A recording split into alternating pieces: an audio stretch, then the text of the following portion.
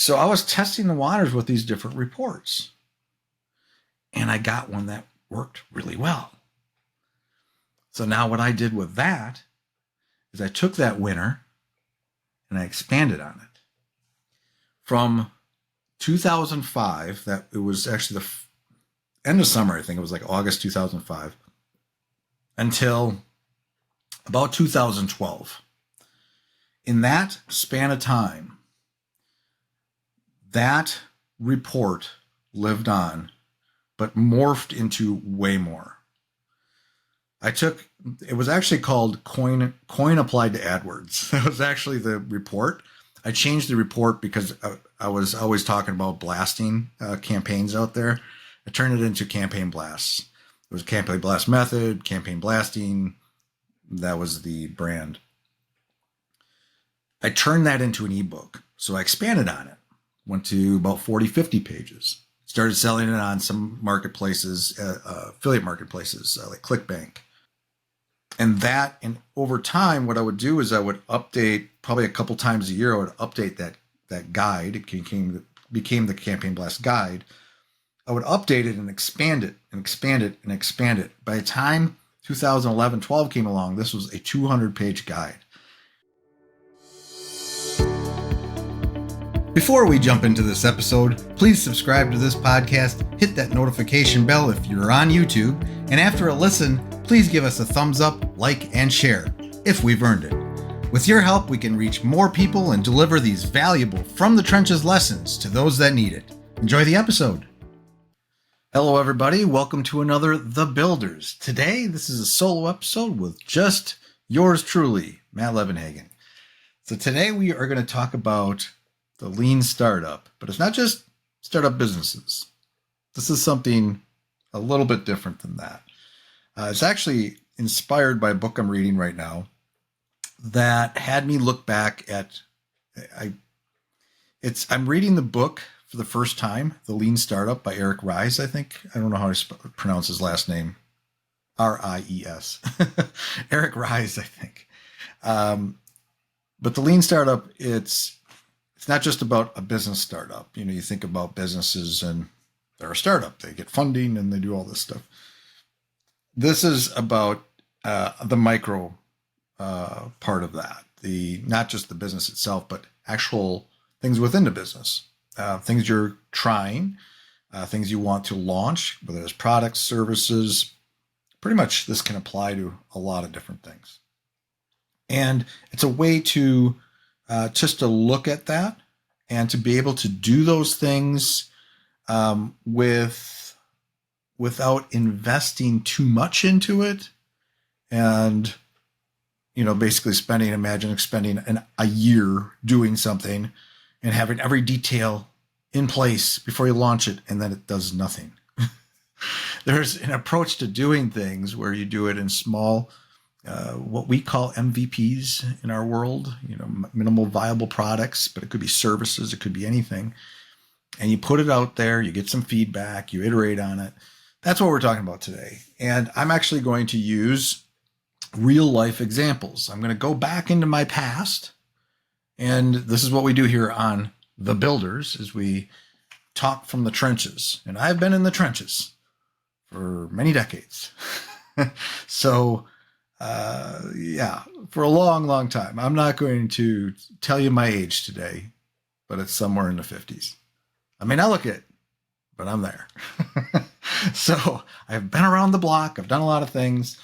And as I'm reading this book, it's funny because a lot of it's not new to me. You know, it's common knowledge. Like you learn it from there's probably other books out there. There's probably articles written on it. People talk about it a lot. So for me, this book has been great because it's kind of not just a refresher, but it's expanding on those ideas and really driving them home for me. And it's creating sort of a framework around it that I need to use in my own business because I want to refine it. And I think it's powerful. It's something that works and something that I do today and I've done for years. I don't know where I learned It's kind of like the book, Profit First. I read that book. It's about, how to build your business in a way where you're paying yourself first and then you pay everybody else, and, the kind of framework behind that. But I kind of was already doing that. So it was like it reinforced it, but then kind of built a framework for me to do it even better. Right. So, so that's what I'm doing today. Just real quick. This is probably the first solo. It actually is the first solo episode in 2 months. It's funny. I think last year I had the opposite problem where I wasn't lining up a lot of guests. You can get guests. There's places to get guests, but I was so busy with my business and I wasn't focused on it as much. So I had like a couple instances, I think this past year, where I had like 3 or 4 solo episodes in a row. Now I got the opposite thing because we actually found a couple new sources, or they found us, to refer some awesome guests to this podcast, plus our normal sources, plus people coming back, revisiting us. So I actually got 2 months. I'm still about 2 months. I think I have like 5 or 6 in the pipeline. So I had to actually squeeze this solo in, but I realized I was actually having a conversation with one of those guests. I don't think we released him yet. But we were talking about that because I was always so used to, I actually kind of purposely did it. And I've been doing this for 3 years, right? I kind of purposely would only seek guests when, on some predefined schedule that was pretty lean. We were talking about lean today. It was a minimal viable approach. I needed a couple guests, so I'd go out and get a couple guests. Need a couple more guests. I'd go out and get a couple more guests. So what would happen is I would have these larger gaps though happening.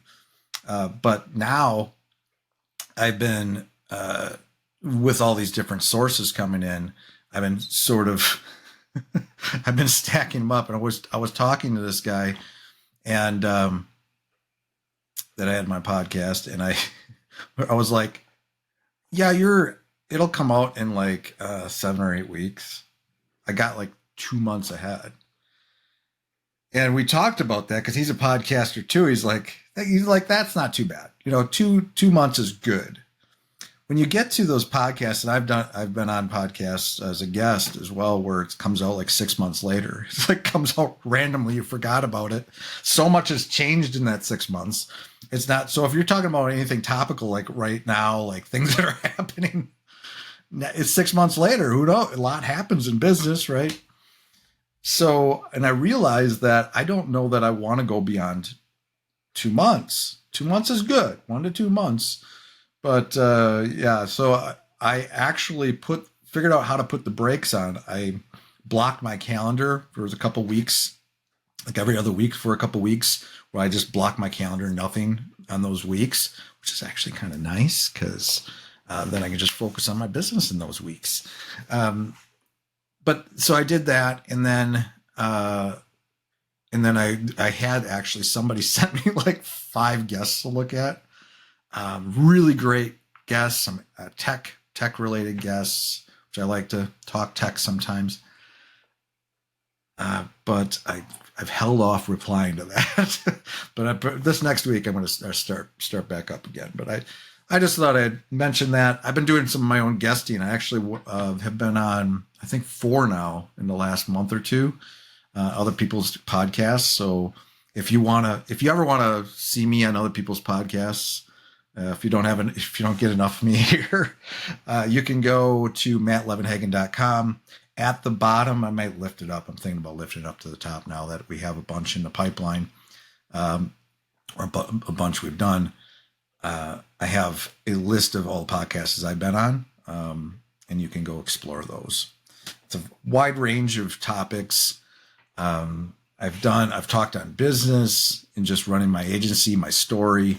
I've talked about, I was on one actually just yesterday, and turns out we were going to talk about websites. So I talked about websites for like almost an hour, and conversions and how to build websites for conversions, or how to, all about websites. It was fun. I used examples and of some projects I've done, and it was actually pretty interesting. So my podcast, when I'm guesting on other people's podcasts, it's going to be almost about anything, related to business, or it could be related to what I do, my craft, and what my team does.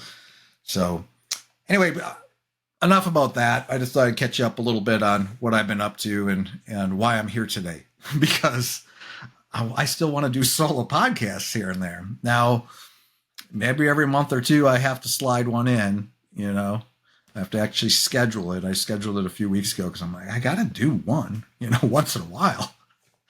And it's an opportunity for me to talk about my business. It's an opportunity for me to share from the trenches as things evolve for me and new projects happen. And if you followed me for any length of time, you know that I'm always evolving or ending things or starting things. But that's kind of what we're talking about today, right? We're talking about, so the lean startup is all about basically how you approach launching a product or launching a service, where the idea is basically there's a lot of uncertainty when it comes to launching something. You can do all the research in the world. You could see other people with these type of products. At least you see the surface of it. You don't actually know how they're getting business or anything. That's a little harder to assess. So you can have a pretty good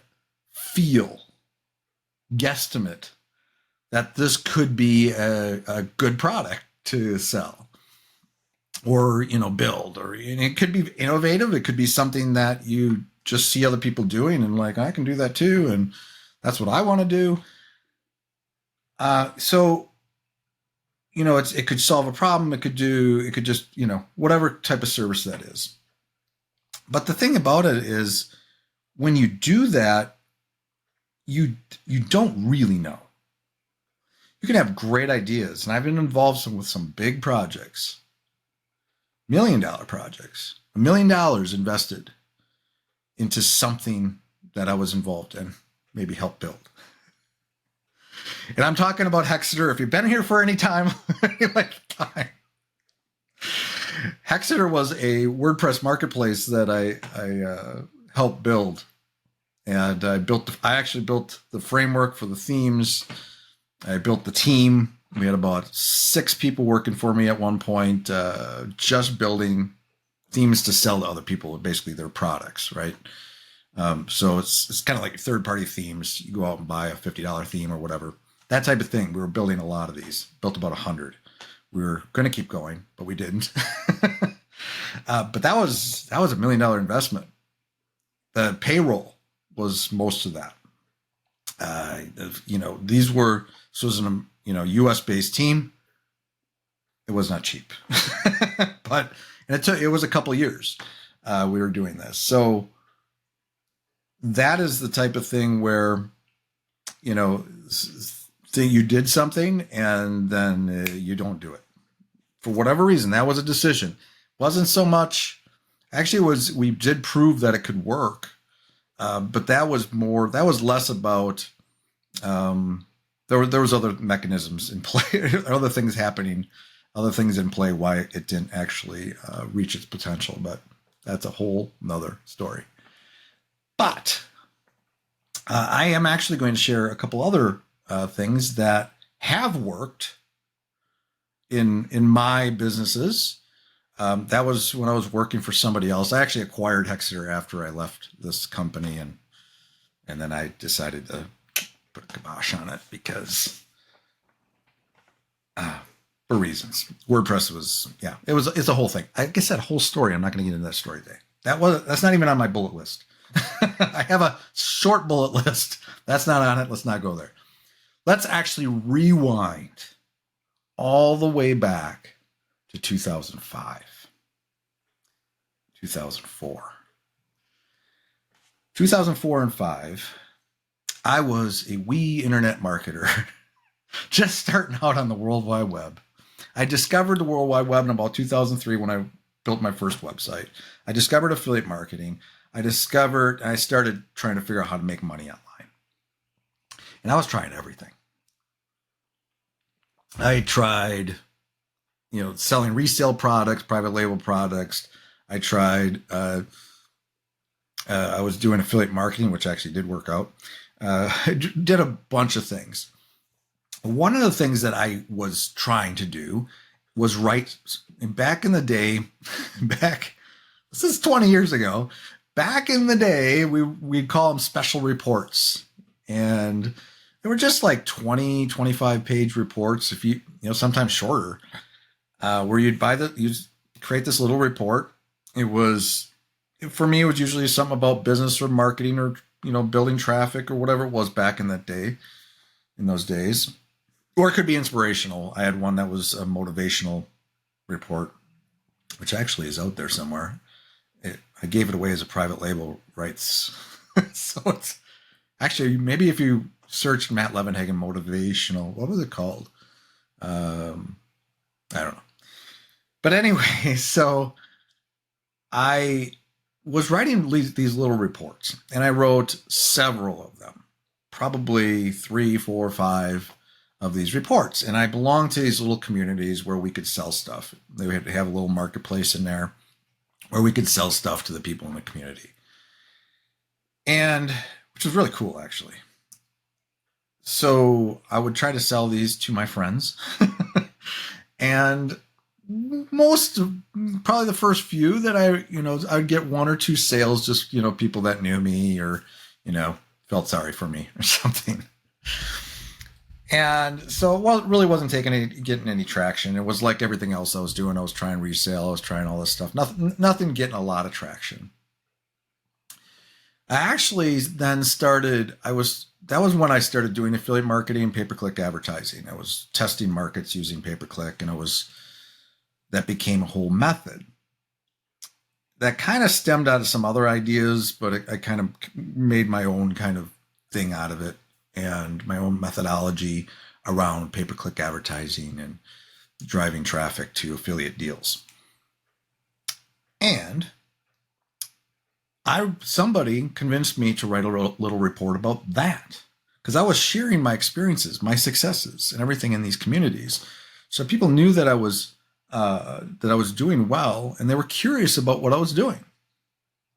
So I built this kind of curiosity factor into this whole thing. So somebody convinced me, write a special report, and actually we ended up partnering. We're like, write the special report, let's sell that report, and then let's back into membership. And this was the first membership that I built. It was actually called Web Profit School. And it was me, it was this other marketer, and then this actual programmer, Charles, Barrington, Charles, and Matt. We built Web Profit School. But so I did a special report, though, and the special report sold hundreds of copies in one private community. And then I went out and I sold even more in this public marketplace. 300 plus in the first week. That back in that membership, and it was a great kickstart for that membership where we did a bunch more stuff. That membership led to another. Had a kind of a falling out with one of those partners, and I spun off my own membership. I actually had a couple memberships and did a whole thing. But here is the lesson, though. So that special report could have very easily not worked, and I would end up doing something else or not doing anything at all. Never having an internet business. But I had kept trying. So the nice thing about special reports is they don't take a long time to write them, right? So I could sit down in an evening and write a whole special report if I really wanted to. And probably did. Probably a few days. But it wouldn't take long.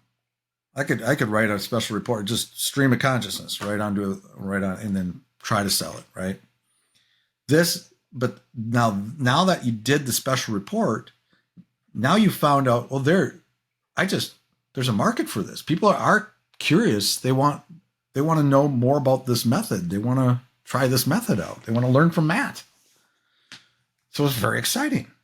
So part of the thing about lean is I want to you want to make sure people are even going to buy something, right? They're going to even, that there's even a market there, that there's even anything before you go out and, um, you want to, before you even put in a lot of effort and time into something, you want to test the waters.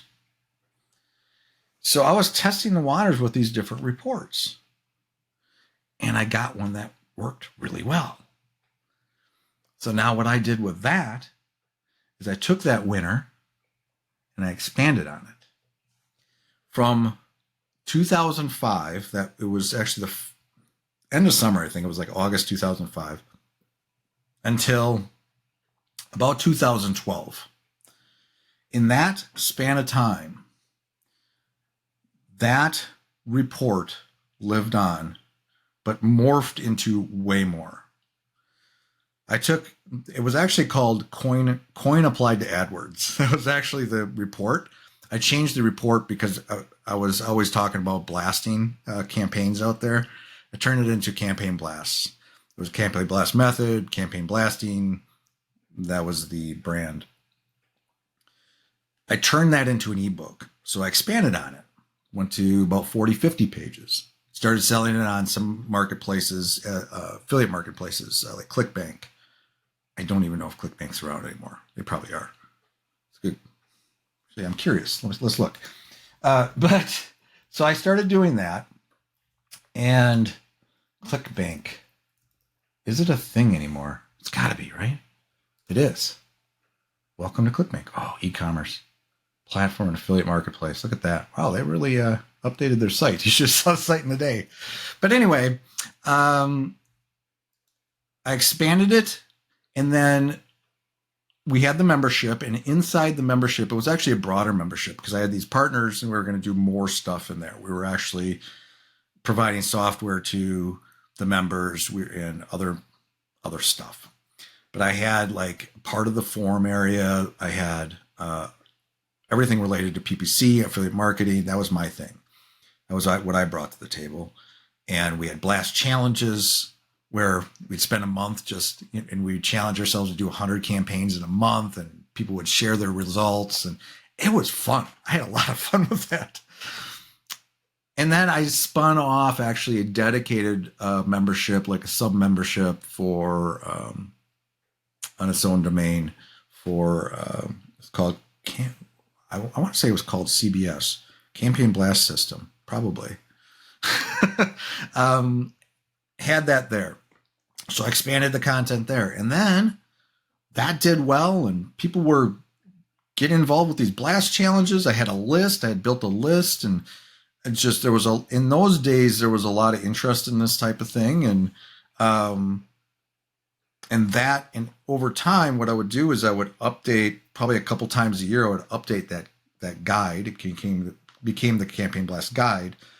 I would update it and expand it and expand it and expand it. By the time 2011-12 came along, this was a 200-page guide. A lot changed in those years. Like, we started having to worry about landing pages. We had to start worrying about quality scores. We had to start worrying about all of this stuff. And I would listen to my members and the questions they had, and I would answer those questions. I'm like, and I would iterate on it. It all started with that report. I would have never have known.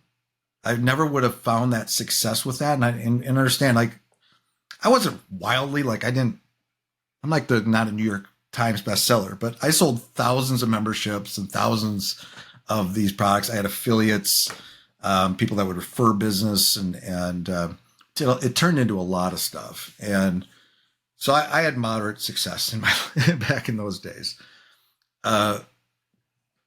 But I never would have known to go that route or been confident in that, or, without testing the waters first. I could have done all that. I could have built all that, built the membership, built the content, built the 200-page guide, and put it out there, and nobody latched onto it. You could spend 6 months doing something, a year, and there's no market for it. You have the best idea in the world. So you got to try things, got to test things. So that's one example. Another example, this agency, web design, my unified web design agency that I've had for 5+ years. In that time frame, I've tested a lot of things. In the early years, I had no idea where I would really land with services. I tried different packages. I would switch it up. This type of package, I would try to sell that type of package. In other words, I would, basically package services, right? Productized services, where I would have like, a certain, type of package I was trying to, whether it's maintenance or whether it's a full website build, design and build, just different elements to that, different limitations, different inclusions, exclusions, and those things, different price points and all this stuff, right? And I would try all these different things. And over time, I would try different spins on it and try to figure out, what's my vertical going to be.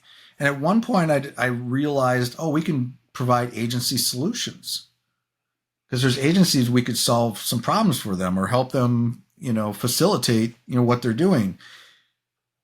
That was kind of a test. And I ended up putting a landing page on my website, and I started really focusing on that, and that took off.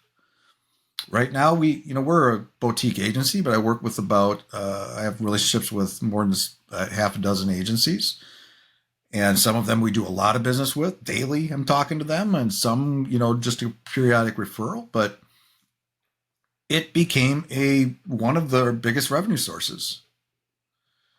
Maintenance. I tried to sell maintenance over time, and it became apparent at one point when I started getting contracts, like, this is actually a good one. Let's do more of that. Built the landing page and put that on my website. And then I realized we're doing, our wheelhouse is custom. Put a landing page up on the website when we started getting that type of work. So I would try different things, try different packages, try different spins on things. And, so that's how kind of my agency is developed and how we've developed where we are today. Another thing, is this podcast. This podcast, the first 4 episodes I did in, I think, 2020, the spring of 2020, did 4 episodes just to kind of get the feel for things. and then I got swept away by my agency. I got busy and whatever. But early 2021, I picked it back up, episode 5. I think I even called it, I'm Back, something like that. And I have not missed a week since, I believe it's February 19th, 2021. I've not missed a week. This is, I think, going to be episode 163. I've been doing this for over 3 years. But in the beginning, I started simple. I started lean, right? Put out some episodes. I started just solo episodes. I was on Zoom. Now, today I'm on Riverside. I'm a little fancier. I actually, upgraded a few times. But in the beginning, it was just minimal. It was just trying different content, what would connect. And then I tried a guest. When I had my first guest on, I remember my conversation, convincing him to be on, to try this with me. I said, I've never had a guest. And it was a friend of mine, so we had nothing to lose. We'd get on calls anyway to talk about business. Got on the call, talking about Dolan, got on the call, and we're on the podcast. We did the podcast, and it went actually well. Like, that was kind of fun. Let's do it again. Let's get another friend on, and then I started getting referrals. And I also started it because I'm like, well, this would be great for content, right? I could have the podcast, we could promote the podcast, and we could do clips, we could do other things with it and reuse that content. And it was an idea. I started small, just a little bit small. And then we built processes around that. I got a VA to help me distribute and come up with and try different ways to, processes around that to distribute it and do all this stuff. YouTube was even, a small test. Let's start putting them up on YouTube, see if anyone watches them, see if we can build an audience. And we're slowly but surely building one. We crossed 100, okay? We've got 100 subscribers. I'm excited. that was a huge win for us, actually. We got another subscriber. and we got the 100 we were celebrating. It was a great day. Doesn't sound like much, but hey. but it's done well on other platforms, and it's been great for social media. But I didn't know. I just tried it. I didn't get fancy. I didn't spend. It's funny. Actually, I won't say who it is, but there's a podcast that I don't really follow. I haven't listened to too many of their episodes. I really should, because it's relevant to what I do. But I was reading like an article they wrote, how they came up with this podcast, and what they all put into it. They spent months and months planning how they were going to do it, the type of people they're going to have on there, and how they're going to do the content, how they're going to produce it, all the equipment, everything in place. And I'm like, it's awesome. And they actually have a pretty good business already, so they're going to have some success regardless, right? They have a built-in list and customer base, so they kind of are ahead of the game that way. So really, it's hard for them to lose completely. But that's not how I started. You know what? How I started? I put up. I'm like, I'm going to talk about business today.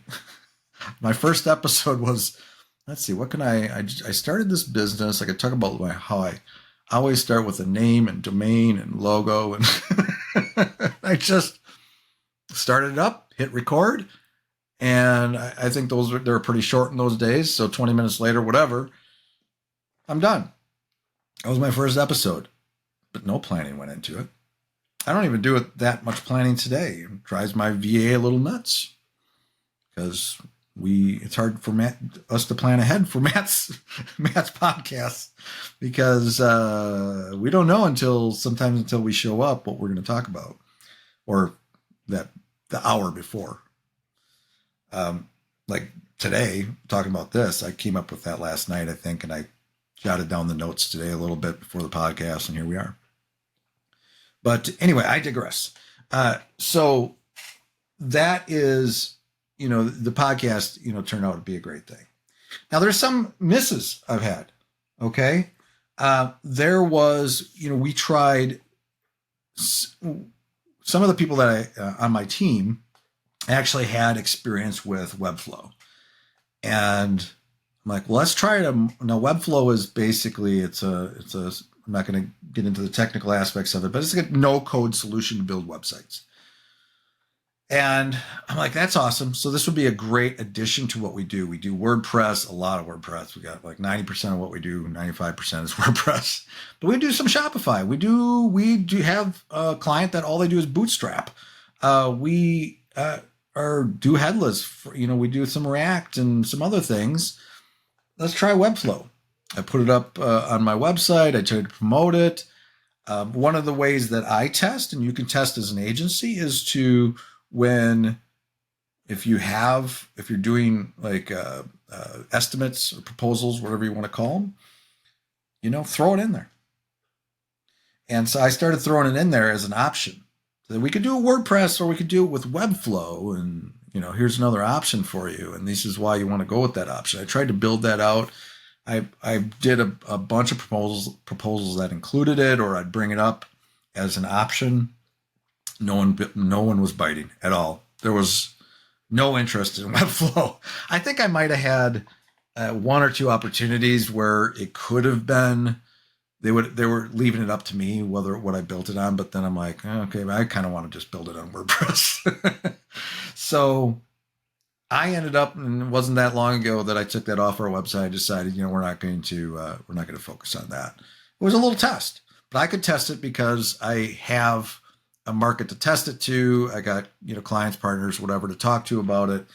Those are little things that I'll bring to the table within my agency. When I started, when we moved to doing full site editing and block themes, Gutenberg themes with the agency, I started selling that.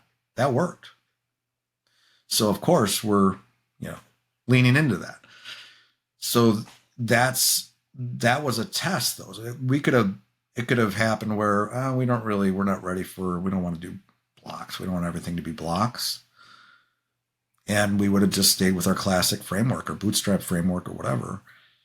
But it worked. People were open to it. In fact, wanted to do it. And I can sell it. There's good reasons to. So that's staying in our portfolio of things we do. Another thing is, and I'm leading up to what one of the big things we're doing today. So one of the other things this kind of applies to, and what I've been doing is list building. I have tried. So I built a list back in the day. I had a pretty decent sized list. I had about, I think at its peak, it was somewhere between 5,000 and 10,000 people on my list that were interested in my specific methods. So understand, okay, the size of your list is related to how niched you are. And I literally built a list around people that were interested, nerds that were interested in waking up every day and running pay-per-click campaigns, AdWords campaigns, and driving traffic to affiliate offers or websites. That was the whole thing. So for me to build a list of 5,000 to 10,000 people that were interested in that was pretty good, I thought. But it was, and it was, the beautiful thing about that is you can have a list of 100,000 or a million people, right? I know people that have large lists like that. But the conversion rate's super low, right? Because they're so broad, because it's such a broad list. They built it in all, promoting all these different types of products. And it's just a general list. But if you have a very niche list, it's going to convert high. So I had great affiliate offers. I made a lot of money from just shooting out an affiliate offer. I'd spent, make thousands of dollars just selling a piece of software related to what we do. I had people build software just for my, and I'd promote it on my list and my memberships. But today, I am not finding that success. And I don't have high volume. Like I do, a lot of my business is networking and stuff, but that's part of it. But I've tried probably 3, 4, 5 different ways to build a list and put up lists and tested lists. And none have really taken off. I've had a whole course like series, like I've done in different ways on different topics. But I could never really build it. I actually technically have a list. It's my old Hexeter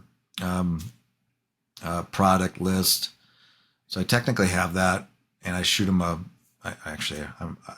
due to shoot them another email. So I got a small list that way, but it's not built by any. I don't have any lists right now building, but I'm not going to quit. Kind of going back to the report, right? Just because that last report didn't work or the last 5 reports didn't work doesn't mean the 6th one won't. So if you really truly want something and you just kind of reinvent, learn from it. Well, that didn't work. That topic didn't work. And that's it. That approach didn't work, or that web page didn't work. That source of traffic wasn't really into what I was doing there.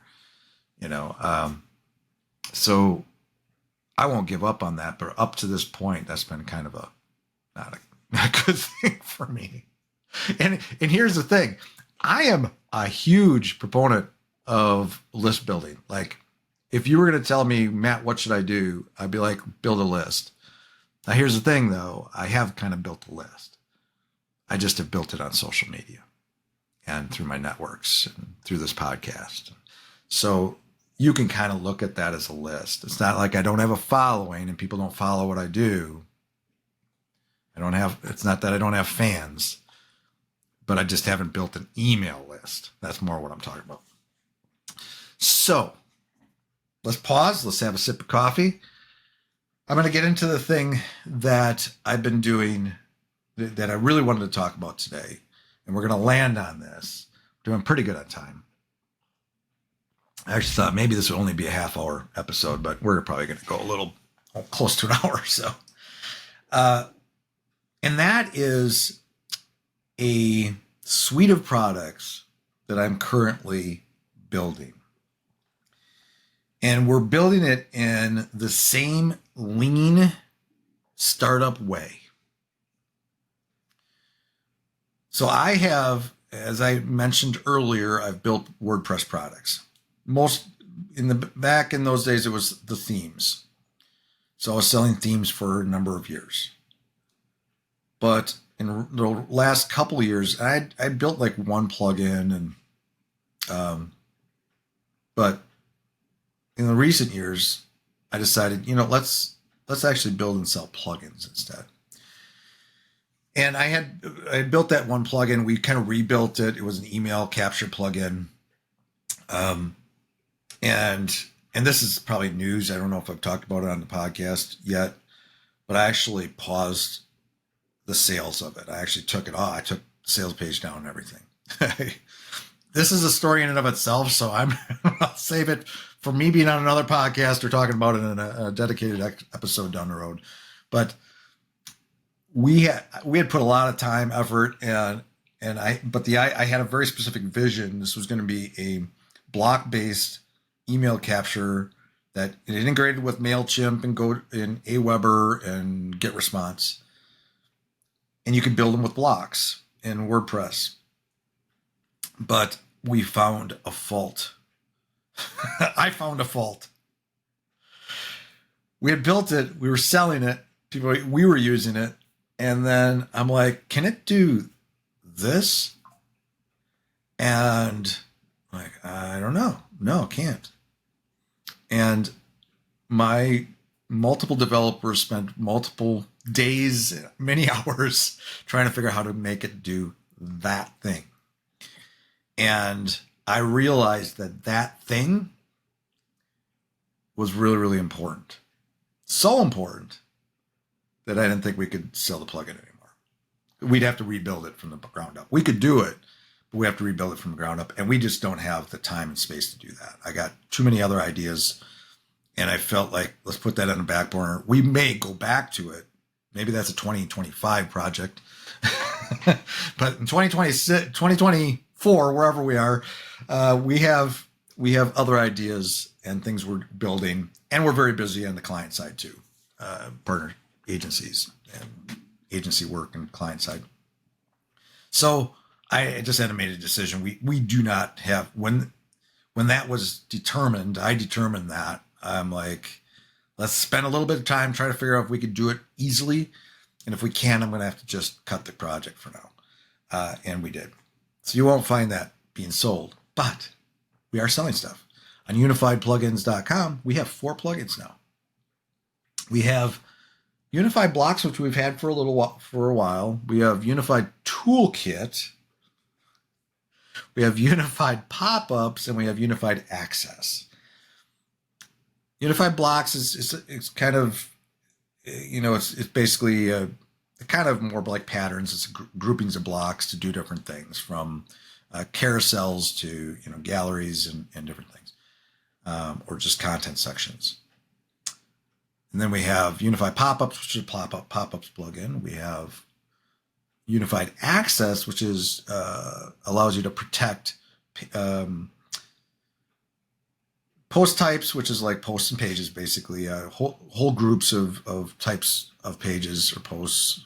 Try not to be technical here, or categories or tags with a password or by role. And then we have Unified Toolkit. Now I kind of smile when I say that, because Unified Toolkit was actually a completely different product, and that's a whole other story that I had tested and tried, and I talked about for years, even on this podcast, and I ended up stopping that project. Kind of not fully tested though. It was a concept, building towards it, but very busy with the agency. So that was more of a directional change decision to go in a little bit different direction with what we were doing. And because I had a lot of plans to do content stuff, and I just, that's a whole decision. But I like the name. So we had this plugin called Unified Tweaks. You might remember that, but I renamed it Unified Toolkit because it's really a toolkit. It does a whole bunch of things. So, lean. First of all, like I just talked about this whole other project, we had unifiedtoolkit.com, how that came and went. We actually had this past year insurance. We were going after the insurance niche for a minute. Had a whole website dedicated to it. That's gone.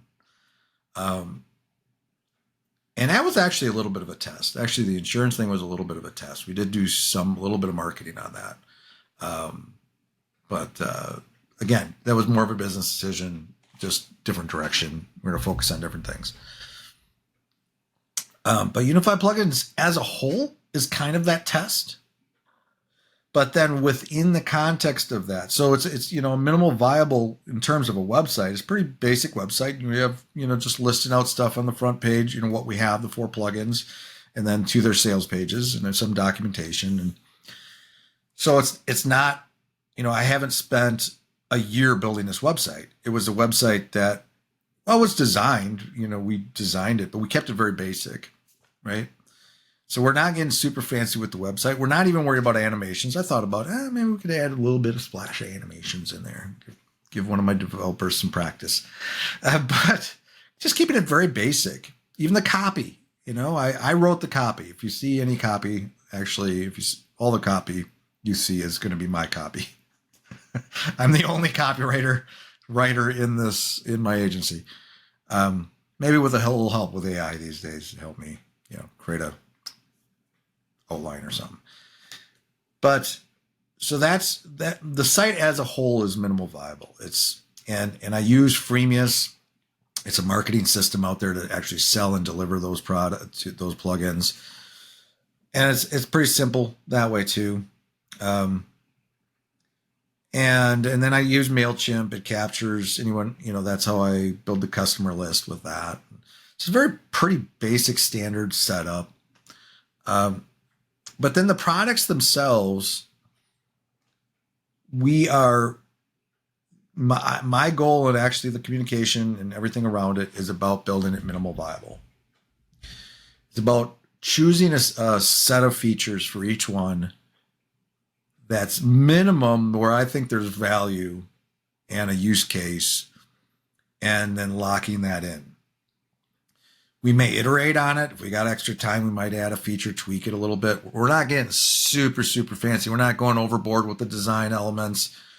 We're building in, I identify a feature, we build it, we roll it out, we test it, roll it out, and we do this. We have this, this is all kind of goes into Agile as well. We're almost doing sprints. So we're Matt will come up with 3 or 4 ideas. I put those in ClickUp, our project management system. My developer picks those up. They work on them, get them tested, release. Do another couple, release. Now we're doing that across 4 plugins at this point. But we had 3 up until like a week or 2 ago. Unified Access was just launched. But we're just iterating on that. And Unified Toolkit is probably the one we got the most feature set. Because it's actually designed there's a performance, security, admin tweaks, and we're adding.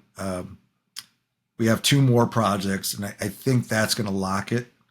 We're going to have some SEO features in there, and also the ability to create custom post types, which is a whole thing, technical. But it's a toolkit. It's basically a toolkit for us as well. So actually, Unified Toolkit is something we may continue to develop just because we use it. I use it in my own sites. Like there's little features like creating a minimalist admin bar, creating there's duplicate posts feature, little things. There's a little I got a little maintenance. And these are things ideas I just come up with because I need it for myself.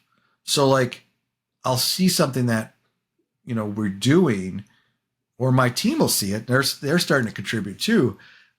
Like the maintenance page, putting up a maintenance page. I always have to, there's a plugin I use, but I always have to install this plugin. I have to, and it's a robust plugin, but I only use this one little feature and just simple. All I need is a simple splash page for the maintenance to be up. And I'm like, it would be really nice just to have that unified toolkit, and then I just click a button and it's just what I need. Done. And we're actually testing that right now, and hopefully that'll be released in the plugin soon. Another one was one of my developers suggested it because we had this issue with some of our client sites, and I think our own sites too, where once in a while a plugin gets disabled. And it could be an important plugin. It's either a security plugin or it's a marketing plugin. Like, we don't know who's disabling it, why they're disabling it, or, what happened there, right? So they're like, it would be really nice to be able to have a plugin that simply would track when something, we could add what plugins we want to track, and then it sends a notification if something gets disabled that we don't want disabled, and also logs who did it. We have that. That's actually, I think that's released. So that's in the unified toolkit. It's little things like that. So the toolkit's just toolkit. It's in different categories, but there's, things that we use. The idea there is sometimes it's like, it's for the exact reason. Even like, there's a plugin called Yoast for SEO. It's very robust. But usually a lot of times not always, but when we launch a website, we just need the basics. The client does not have an SEO in-house, or they don't have an SEO person to do stuff. They only need the basics. Well, if we can have that baked into Unified Toolkit, now we can just be like, okay, here's the basics. You can have control over your title and description and some other stuff. You can generate an XML sitemap. A couple of the little things we'll add.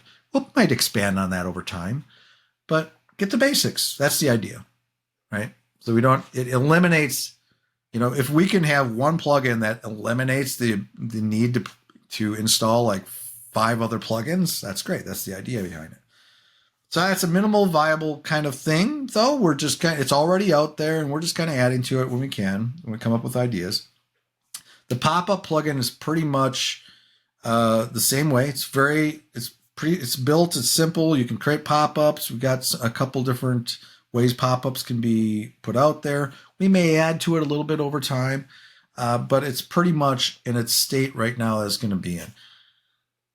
Unified blocks. I built the first dozen blocks, and I have ideas to add more features to those, but it's in a pretty minimal viable state. So we got it out there so people it's already out there. I have a lot more, just like pop-ups, just like Unified Toolkit. I got a lot more ideas and things we'll do with it, but we already have it out there, so we can start getting feedback. We got it in a state where it's usable and it's useful and it has value. Get it out there. Get it in people's hands. Start using it yourself. You don't have to wait until you have everything on the list of things, all your ideas and everything built before you get it out there. And when I first released pop-ups, it only had one animation, or like would fade in. I think now we have a slide. It was like an innovation. But I didn't wait to have that slide. Like I had a list of minimal viable things. It needed to be able to do this, this, and this, and this. Launch it. And then we've improved on it. But it's already out there. Now people can start using it. The unified access. Now I have a vision for that. It's, but again, minimal viable. I put together, this is what I wanted to do day one. And now we'll iterate on it. We'll expand it when we have free time. But so now that I have those 4 plugins, I have 2 other plugin ideas, 2024. So we got all year, right? So if we get things to a good state with these other ones, get a couple things, more things done, there's 2 other plugin ideas that I have. And if we can do those this year, great. They'll also take that minimal viable approach. So very lean, very quick. Let's get it out there. We're not spending 6 months on these plugins. These plugins, the Unified Access plugin, I think it took her, my developer, Ellen, it took her maybe a month. I don't even know if it took her that. Probably a month or 2 to, go through QA and tweaks and iterations on it. But She's really good. So got her done. Same with the pop-ups. Didn't take her that long. It might have been a month, 2 months. So these are real quick plugins that we're building. None of these plugins, Unified Toolkits just keeps, that the initial toolkit didn't have that much, but it probably wasn't in development for more than a couple months, So that's the key there is building these smaller plugins and getting them out there, getting them in people's hands. And then once people start using the features and start giving me feedback, then I can decide what else we can do with those, or do we expand them, or do we spin off a feature into its own plugin? So that's the beautiful thing about Unified Toolkit is that we've got a lot of features in there. If I see somebody's using our SEO feature a lot, maybe we build an SEO plugin. And it has the basics there, but hey, you can get more, get our dedicated plugin. There's a lot of things we could do, but we're starting simple. And it's the same when so the other part of this though is obviously the marketing part of it is the fact that I'm going to have to actually get it in front of people. Obviously we have the social component. We have social following we talked about this. I talked about this with my marketing person quite a bit. And we actually had like separate accounts on social media for a little while for our products, but I decided we're going to stay focused. It's going to stay under the unified web design stuff counts. We're just going to tag it unified plugins. And that's what we're going to talk about it. But that's minimal viable, right? That's lean, right? So we're staying focused. We're not going to build a whole team. We're not going to spend all this time maintaining and growing these dedicated accounts until something lights up, right? If suddenly, okay, let's give an example. Let's say suddenly unified access. I actually really want to promote it. Let's say unified access becomes our biggest, it becomes gangbuster and we get tons and tons of sales and it becomes this beautiful thing. I could easily spin that off into its own website and expand on that, or I keep it where it is. But then maybe we go dedicated, right? Then we have a dedicated account, social media presence out there around this thing. See, I don't know any of those plugins could take off. Maybe it's the next couple we do, right? Just like with the reports, let's go back to the reports. You keep launching, you keep trying things, you keep trying features, even within each one, you try a feature. Maybe that minimalist admin bar, or the feature that tracks if anybody disabled a plugin on you. Maybe one or those two features is the one that sells that plugin, right? And people they're like, I bought it for this feature. That could tell us a lot. We could maybe expand on that feature. So I'm going to learn from how people use it and the feedback we get. And we're just going to keep doing that until someday Matt has an exceptionally successful product. I'm going to get there. But I'm thinking about it from the marketing side, though, as well. We got social media. I actually want to test minimal tests in pay-per-click. I do want to do that, maybe for like a 3-month campaign, $10, $20 a day or something, and just see if I can get something going. And we'll do that as well, which is crazy because I have not done pay-per-click since I've done this agency. So I've always thought if I was going to do it, it'd be very targeted. It'll probably be for one of the plugins, so I can really drive targeted traffic and test it. And you'd have a really good test. And then, so in the one I would do, the let's say it's unified access, I'm going to spend a lot more time on that landing page, and there's going to be I have 4 plugins. The plugin that I'm promoting is the one I'm going to pay the most attention to. So. But that's how I think about it. And I hope, if you have whether you're selling services, selling products. I think, and read this book, The Lean Startup by Eric Rice. It's really, really good. It's it really defines and provides that framework of thinking around this. It's something, again, that kind of reinforces what I've already done. Obviously I've been doing business for a long time. I've done a lot of products, a lot of services. Some have done well, even in, private label products I had tried. I remember this story is relevant to this, and quick. But I had one of the things we did back in the day, and people probably still do today. In fact, they do today, is sell private label, where you take a product and you put your own brand around it. And there was a script. It was an exit script. And when they first became a thing, where when somebody goes to your website and then you're going to, the cursor goes off the page to go hit the back button or go somewhere else, the script detects this and pops up and said, hey, before you go, I bought the private label rights to somebody that had developed that script, branded it, created a sales page, and it did really, really well. And one of the reasons it did really, really well, it did well with my list, but another marketer picked that up. They had some other related product, and part of their methodology or whatever they were teaching required their students to get an exit pop-up. And he happened to find mine, and he put that on the thank you page, said, go get this pop-up. And I just remember, this is a great memory. I just remember suddenly I was getting dozens, hundreds of sales. Like, I was probably selling, I don't know what I was selling it for. It was probably $17 or something. I don't know. I'm like getting tons and tons of sales, and I couldn't figure it out. So I had to look at my analytics. I'm like, why is it coming from this? And I figured it out. It was this random marketer that I had an affiliate program, and he just, it was cool.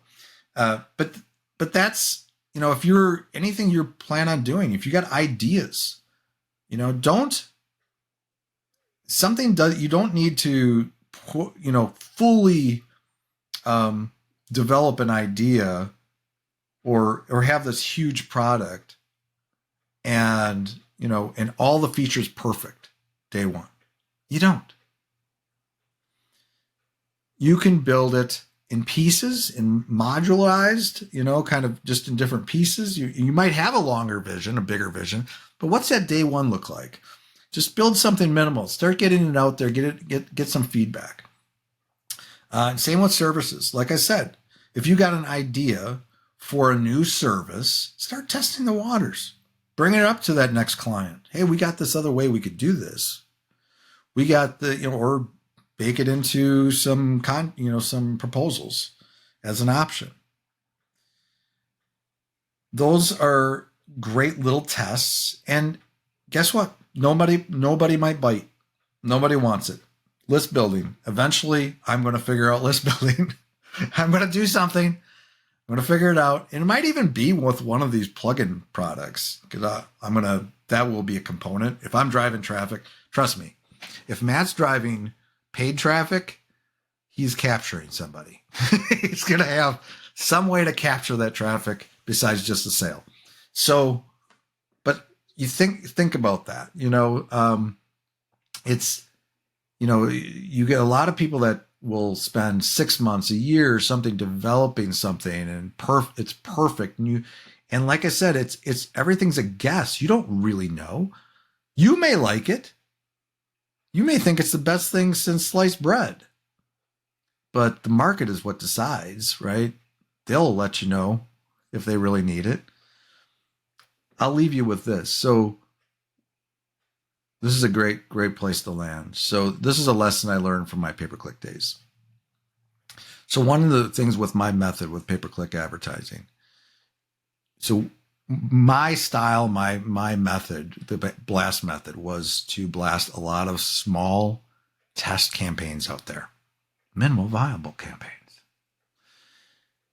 We had a way to choose the merchant, to choose the products, to choose do the keyword research, and build the ads, all that stuff, and then test it.